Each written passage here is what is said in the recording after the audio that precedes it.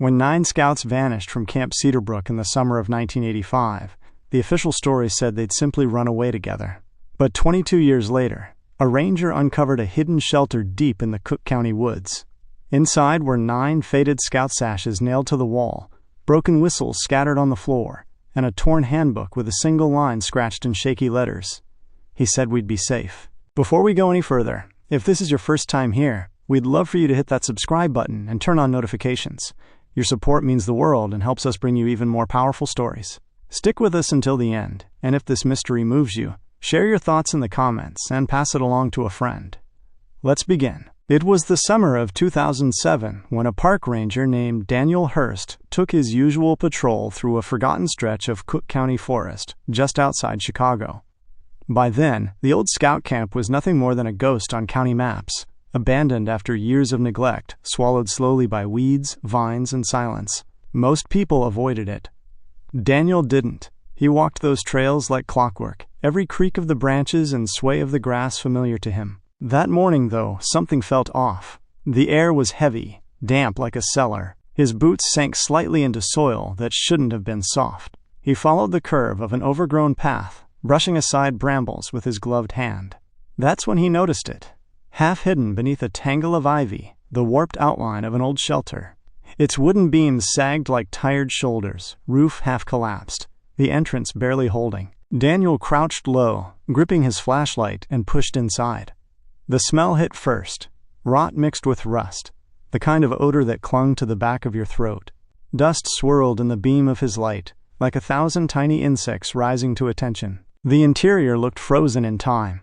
Against one wall, 9 scout sashes hung neatly in a row, each pinned with rusted tent stakes that had bled brown into the fabric. On the floor lay broken whistles, a scatter of dented canteens, and a cracked compass with its needle stuck trembling between north and nowhere. But it was the desk that stopped him cold.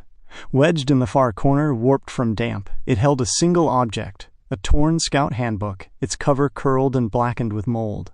The pages stuck together, but the last one was bare enough to reveal handwriting, crooked, shaky, carved deep into the margin as if pressed with desperation. 5 words. He said we'd be safe. Daniel backed out slowly, pulse thundering. The forest outside seemed louder now, the caw of a crow, the groan of branches. He wiped his palms against his pants, but they kept sweating. When word spread about what he'd found, the town's silence began to stir. Whispers returned. Old memories resurfaced, and the ghost of 1985 came clawing back into the present. Because everyone in Chicago's South Side knew the story. 9 scouts who had gone into the woods that summer and never came back. Back in the summer of 1985, Chicago was a city of noise and heat. The hum of L trains, radios blasting on stoops, and the sharp scent of gasoline hung in the air. Parents, tired of the city grind, often sent their kids out to scout camps on the edge of the Cook County forest. For many families, it was a way to keep them safe, to give them structure, discipline, and maybe a week without trouble. That July, 9 boys, ages 12 to 15, were signed up for a week-long retreat at Camp Cedarbrook, a modest setup with wooden cabins, a fire pit, and trails that wound into thick, dark trees. On the surface, it was ordinary, the kind of place where bug spray and sunscreen outnumbered serious concerns. But those who'd worked there knew the woods had a mood of their own. Some nights, the silence was too deep, as though the trees were holding their breath. The scouts that summer were a mix of city kids, some from the South Side, others from suburbs near Cicero. Their uniforms were secondhand, patches loosely stitched, boots already scuffed. But for them, this camp was a chance to escape cracked sidewalks and street corners heavy with tension. They were just kids, carrying canteens, laughing too loudly, and trying to prove they were braver than they really felt. Staff at the camp ran things loosely.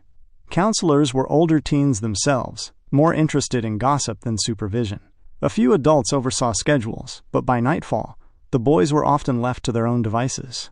That week, one of the counselors, whose name would later be whispered far more than it was spoken, seemed unusually close to the group of 9. Always at their table, always by their fire. No one thought much of it at the time. It was summer camp, after all, but hindsight sharpens shadows. And those shadows grew long in July of 1985. The last night the 9 scouts were seen alive began like any other. A heavy summer heat pressed down on the camp, sticky enough that shirts clung to their backs. Mosquitoes buzzed in clouds by the fire pit, where the boys sat cross-legged with tin mugs of cocoa, their faces glowing in the flicker of orange light. Stories rolled through the circle, silly ones at first, about ghosts in outhouses or snakes under bunks. But when one of the counselors leaned forward, the mood shifted. He wasn't like the others, older, quieter, with a way of speaking that made the boys lean in. He told them about a hidden trail deeper in the forest, a place scouts weren't supposed to go. It was part of the camp once, he said, voice low, but they shut it down. Said it was too close to the caretaker's old cabin. The boys' laughter faltered. Someone asked what had happened to the caretaker. The counselor only smiled, stirring the fire with a stick until sparks hissed into the night sky. "Depends who you ask," he murmured. "Some say he still walks the woods. That should have been the end of it. Just another spooky campfire tale." But later, when the flames burned low and the others drifted to their bunks, the 9 lingered. Jokes turned into dares into nervous promises. Their voices carried through the pines, louder than they should have been, as if to drown out the unease that crawled up their necks. Near midnight, a scout named Luis Ortega scribbled something quick into his pocket notebook. Years later, fragments of it would surface. "We're going after lights out." He said he'd show us. Around 12:30 a.m., lanterns in the cabins went dark. The forest thickened with cicada hum and the snap of twigs under restless boots. A line of 9 boys slipped from their bunks, canteens clinking, whispers sharp with excitement and fear. At the back of the line, one of them glanced over his shoulder toward the fire pit, where embers still glowed faint red. He hesitated, fingers tightening around his whistle. Then he followed. That was the last time anyone saw them alive. The morning of July 14, 1985, broke heavy with humidity. Dew clung to the cabin roofs, and the forest steamed faintly in the first light. Counselors banged pots to wake the campers, the usual chorus of groans and laughter spilling out of bunkhouses. But at cabin 3, silence stretched too long. 9 beds sat empty, blankets kicked aside, boots missing from under bunks. A scoutmaster stood in the doorway, blinking hard as though his eyes were lying to him. He checked again. No canteens, no whistles, no boys. At first, staff assumed the group was pulling a prank. Kids sneaking off to fish or hide along the trails wasn't unheard of. A counselor muttered, "They'll come stumbling back by breakfast, watch." But when the mess hall filled and 9 seats remained vacant, the chatter dimmed. Other scouts whispered into their cereal bowls, eyes darting to the woods beyond camp. By mid-morning, the mood had shifted to unease. Parents were called, and park rangers notified. Boots stomped through the underbrush, calling names that dissolved into the drone of cicadas. The forest gave nothing back. Behind the kitchen, 2 staff members lit cigarettes, speaking low. 9 at once? "Nah, this ain't mischief." One spat into the dirt. Somebody led them. That word, led, spread quietly through the camp like smoke. Counselors barked orders to keep the kids calm, but the other scouts had already begun whispering. Some swore they'd heard the missing boys laughing after lights out. Others muttered about a man at the tree line, a shadow no one could place. By noon, worry had curdled into panic. What began as a missing persons report was unraveling into something stranger, heavier. And somewhere in the woods, the truth was already sinking beneath the roots. By that afternoon, the camp looked like a command post. Park rangers spread maps across picnic tables, red circles marking trails and streams. Volunteers gathered with flashlights, canteens, and grim faces. Parents arrived in convoys of dusty cars, some crying openly, others pacing with clenched fists. The woods filled with voices. Shouts of "Luis! Eddie! Mark!" rose and fell through the trees. Boots snapped branches, dogs strained at leashes, and whistles pierced the air every half hour. Still, nothing. The forest gave back no echoes, no rustling beyond what the wind made on its own. Yet even on that first day, odd details surfaced. A ranger swore the boys' boot prints appeared to travel single file, as if following someone. But the tracks ended abruptly near a dry creek bed, swallowed by mud. Another team found a scarf snagged on a thorn, but no other belongings nearby. In the mess of confusion, tension brewed. Behind the lodge, a pair of counselors whispered, "Why 9 at once? Doesn't happen without someone older pulling them along." One flicked ash from his cigarette. "You know who was with them last night, always hanging around their fire." By nightfall, the official search widened into the preserve, lanterns bobbing through trees like wandering stars. Families huddled near the ranger station, clutching photos and mumbling prayers. A mother clutched her son's spare uniform shirt, knuckles white, whispering, he hated the woods. He'd never run this far. Still, the police chief told reporters it looked like a runaway incident. Boys stick together. They'll turn up, he insisted. But his words felt rehearsed, detached. Even as he spoke, his eyes flicked to the forest, uneasy. The search stretched into a second day, then a third. Each night, hope thinned, and whispers grew sharper. Some claimed the boys had been seen near the caretaker's old trail. Others muttered about a stranger camping rough in the woods. None of it added up, but one truth settled in the pit of every stomach. 9 boys don't just vanish. By the 4th day, the search parties dragged, weary and sunburnt. But inside the camp, it was the whispers that kept burning.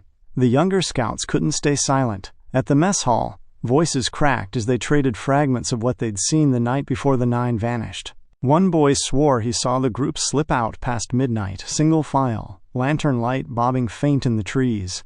Another said he'd woken to hushed laughter and the crunch of boots near the fire pit.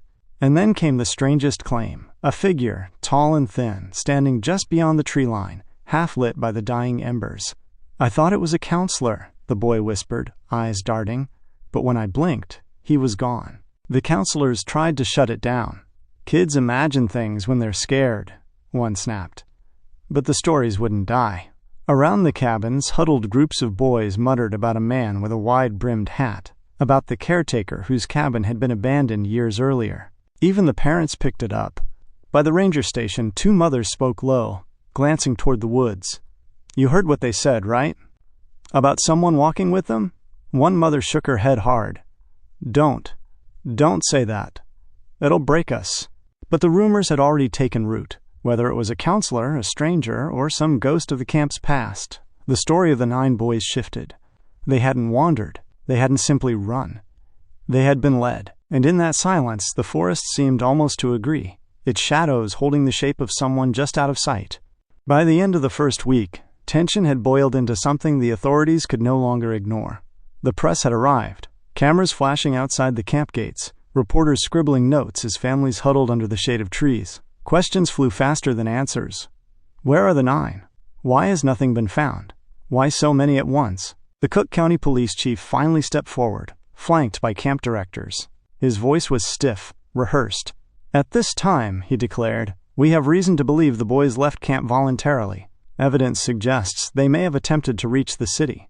We are treating this as a runaway incident. The words dropped like stones. Parents gasped, some outright shouting. A father barked. 9 kids together? My boy wouldn't leave without telling me. Another mother clutched her chest, tears streaming. The camp directors looked everywhere but at the families, their eyes fixed on the microphones. But once the press release hit the evening news, the narrative hardened. Papers called it the Great Scout Runaway. Radio hosts mocked the idea of kids sneaking off with big plans. The runaway story was cleaner, easier, and it gave officials an excuse to pull back the search. Behind closed doors, resentment bubbled. At a diner near the forest preserve, 2 locals spoke low enough to think no one else heard. Runaway? That's a joke. They didn't run. Someone took them. The other leaned in, voice a whisper. Or someone told the cops to shut it down. Too much money tied to that camp. Even the remaining scouts felt the weight of the story. In their cabins, they whispered about the missing boys with guilt. Some admitted they had dared them to sneak off. Others swore they'd seen the older counselor with them after dark. But when pressed, they fell silent, scared of punishment or something worse. The official line was clear. 9 boys had run. But in Kestrel Ridge, and especially among the families, no one believed it. They knew the forest had swallowed their children, but not of their own choosing. After the cameras left, so did the urgency. The search thinned week by week, until only the families were left, combing the trails with flashlights and hope. By the end of summer, the official word was fixed. The 9 scouts had likely fled the camp together, destination unknown. The camp tried reopening the following year, but no one came. Cabins sat empty, grass grew high around the fire pit, and the mess hall turned hollow. By '87, Camp Cedarbrook was shuttered for good, its sign warped in the weather, letters fading until it was nothing but wood and silence. The families fractured under the weight. Some clung to denial, leaving porch lights burning each night. Others packed up and moved away, unable to look at the forest without tasting ash. At anniversaries, vigils were held in church basements, candles trembling in tin holders. Prayers always ended the same way: bring them home. But over time, even that faded. Kids who had once shared cabins grew up and left town. They carried the story like a scar, rarely speaking of it. Parents aged, grief stiffening into a kind of permanent ache. The forest swallowed its trails, vines crawling over the abandoned bunks. Still, the whispers never died. At the grocery store, someone would lean close. You know it wasn't a runaway. At the post office, a mutter. The police knew more than they said. But no one pressed too hard. Fear and exhaustion closed mouths as tightly as the locked cabin doors. By the time 2007 rolled around, the disappearance had become a ghost story. A cautionary tale parents used to scare their kids into coming home before dark. Don't wander into the preserve, they'd say. Remember what happened to those 9 scouts. It was easier to call it legend than to face the truth still buried in the woods. It was a humid August morning in 2007 when Park Ranger Daniel Hurst cut through a stretch of Cook County Preserve no one bothered with anymore. His patrol was routine: clear trails, check for trespassers, report fallen branches. But as he pushed through thick ivy and thorns, his boot struck wood where there shouldn't have been any. He brushed back the vines, revealing the collapsed roof of a crude shelter. Its beams were rotted, edges gnawed by insects, but the structure was unmistakably man-made. Crouching low, Daniel forced himself inside. The smell was the first thing he noticed: damp rot mixed with rust, so strong he covered his nose with his sleeve. Dust swirled in his flashlight's beam. Against the far wall, 9 scout sashes hung in a row, pinned by rusted tent stakes. Their colors were faded, but the patches were still visible, each sash belonging to a boy whose name he recognized from the old case file. On the floor lay fragments of camp life: whistles cracked in half, dented canteens, a rusted lantern, and a compass with its needle twitching faintly, caught between north and nowhere. Daniel's hand shook as he reached for the desk in the corner. Its surface bowed under decades of damp, but inside a warped handbook clung together with mold. Only the last page was legible. 5 words, jagged and desperate. He said we'd be safe. Daniel stumbled back into the sunlight, his chest heaving. The forest felt heavier now, pressing close, every crow call like a warning. He radioed the find, voice tight, but by the time word spread through the county office, it was already too late to contain it. Families who had lived with silence for 22 years returned to the preserve, clutching old photographs, faces lined by grief. The whispers reignited. The runaway story, the caretaker rumors, the counselor no one trusted. And as investigators picked through the shelter, one fact became impossible to ignore. The boys hadn't run away. They'd been led, together, willingly, into a place meant to keep them hidden. The artifacts pulled from the shelter told a story no press release ever had. Investigators laid them out on a folding table at the ranger station. The 9 sashes, the broken whistles, the handbook with its final page scrawled in a child's uneven hand. At first glance, it looked like a survival attempt, kids holing up, leaving behind scraps of themselves. But the wording in the handbook shifted everything. He said we'd be safe. The pronoun was heavy. He, not we, not let's hide. They'd been promised safety. Parents studied the items with shaking hands. One mother pressed her palm to a sash, whispering her son's name as though the fabric might still warm to his touch. A father clenched the broken compass, his jaw grinding. They wouldn't have gone out there alone, he muttered. Someone led them. Whispers swirled again around the camp's old staff. The counselor who told ghost stories by the fire, the one always at their table. Former scouts spoke up. Some remembered being uneasy around him. Others recalled being shushed when they complained. We thought it was nothing, one admitted, voice cracking. Now I don't know. For investigators, the shelter shifted the case from missing to misled. The boys hadn't wandered. They'd obeyed. They'd trusted. The question wasn't whether they left willingly. It was who they were following into the woods that night, and why he never brought them back. The moment the artifacts hit the news, the runaway story began to crack. Families demanded the case be reopened, voices sharp with anger. But just as quickly, officials moved to steady the old narrative. A county spokesperson stood at a press podium, the handbook sealed in a plastic bag behind him. His tone was clipped, his words polished. While we acknowledge the discovery, he said, we cannot confirm it relates to the 1985 disappearance. The shelter may have been used years earlier, or by unrelated individuals. The crowd erupted. A mother shouted, My boy's name was stitched on that sash." Another father raised a fist, his voice breaking. "You've been lying to us for decades." But the officials kept their eyes fixed on their notes, never meeting the family's gaze. Privately, investigators admitted the shelter matched the missing boys era. But tying it officially meant reopening liability, dragging the camp's sponsors and city back into the storm. Easier to dismiss it as coincidence. Whispers churned hotter. At the diner near the preserve, locals leaned close over coffee. "They're covering it. Same as before," one muttered. 9 kids don't stitch their own sashes and leave 'em nailed up." Another tapped his spoon nervously. "It's about money. That camp had donors. Big names. They'll bury it before they bury the truth." Even Daniel Hurst, the ranger who found the shelter, felt the shift. Neighbors eyed him when he walked into stores. Some praised him for speaking out. Others muttered behind his back. One afternoon, he overheard a pair of men on a porch. Why didn't he just keep his mouth shut? Because he's stupid, that's why. Now he's got the city crawling on him. But Daniel couldn't unsee the words etched in that handbook. He said we'd be safe. He carried them like a stone in his chest, even as officials insisted the shelter was unverified. The pushback only deepened the family's resolve. If the county wouldn't face the truth, they'd dig for it themselves. And soon, another trail would surface, one that pointed straight to the camp's past. When the officials tried to close the book again, the town opened it wider. Old rumors resurfaced, the ones whispered in 1985 but never printed. They all circled back to a name: the caretaker. Every camp had one. At Cedarbrook, he was a man in his 40s who lived year-round on the edge of the preserve. He kept tools, fixed bunks, cleared brush. To the scouts, he was background noise, boots crunching along trails, the faint smell of tobacco drifting from his cabin. But to staff, he was something else, a presence they couldn't quite place. Some remembered his temper. Others claimed he had a way of appearing where he wasn't expected, standing just at the tree line, half in shadow.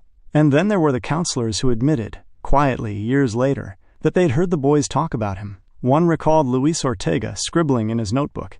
He said he'd show us. The caretaker vanished not long after the scouts did. Officially, he'd moved on, leaving his cabin stripped bare, bed neatly made.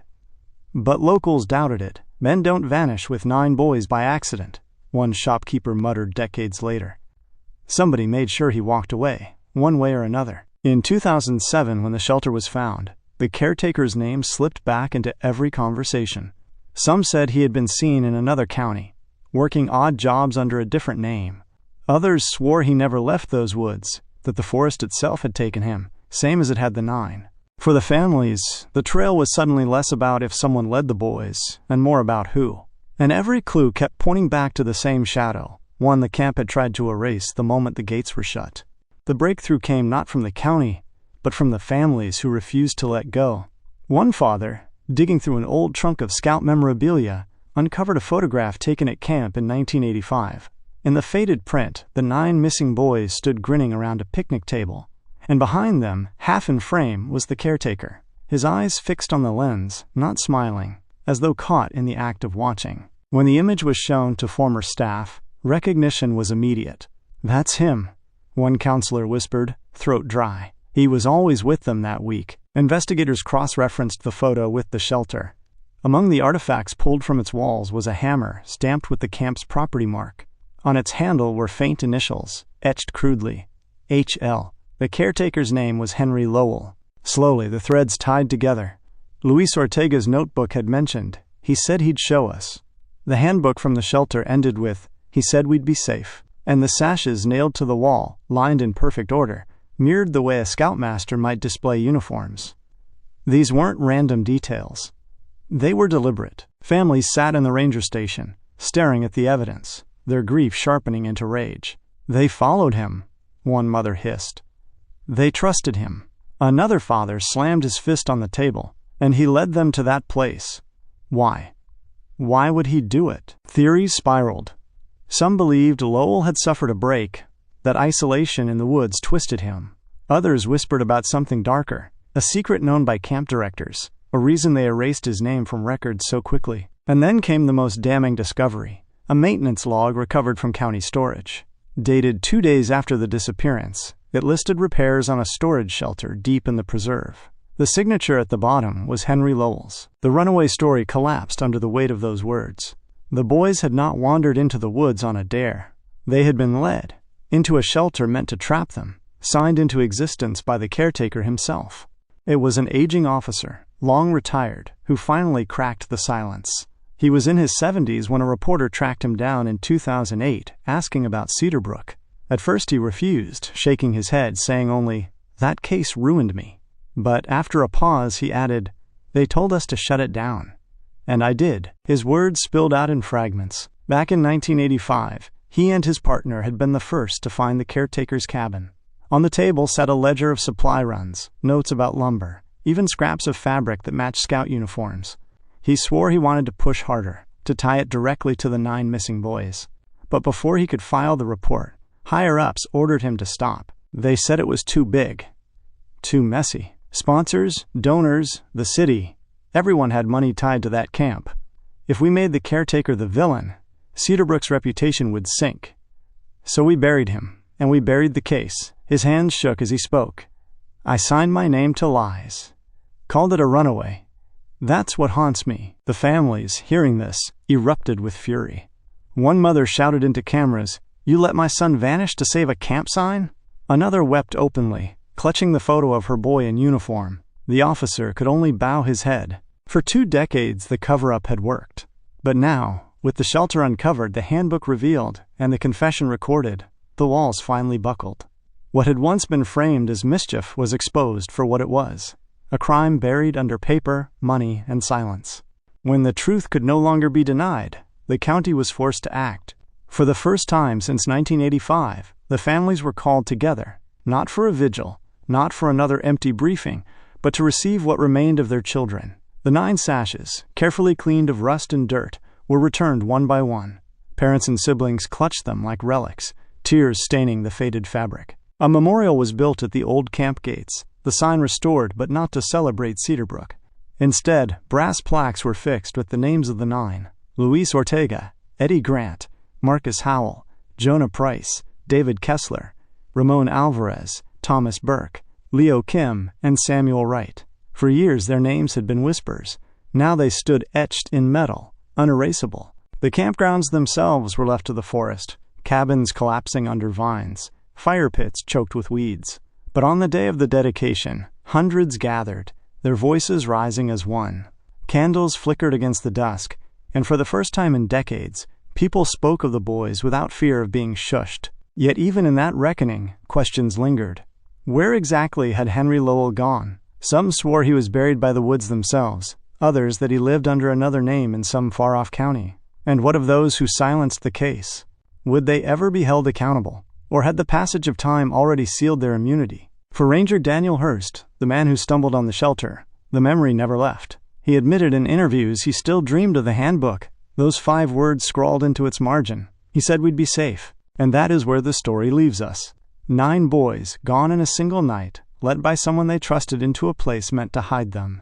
A crime hidden for 22 years, buried under silence, money, and fear. But the forest doesn't forget. And neither should we. So I'll leave the question with you. When the boys followed that night, who exactly did they believe they were following? And who, even now, still benefits from the silence? And that's the chilling truth of the 9 scouts of Camp Cedarbrook, a mystery buried under silence for over 2 decades. But what do you think really happened in those woods? Drop your theory in the comments. I'd love to hear it. If this story gripped you, make sure to subscribe and turn on notifications so you never miss the next case we uncover. And share this video with a friend who loves true crime and cold cases, because the more we keep these stories alive, the harder it becomes for history to erase them.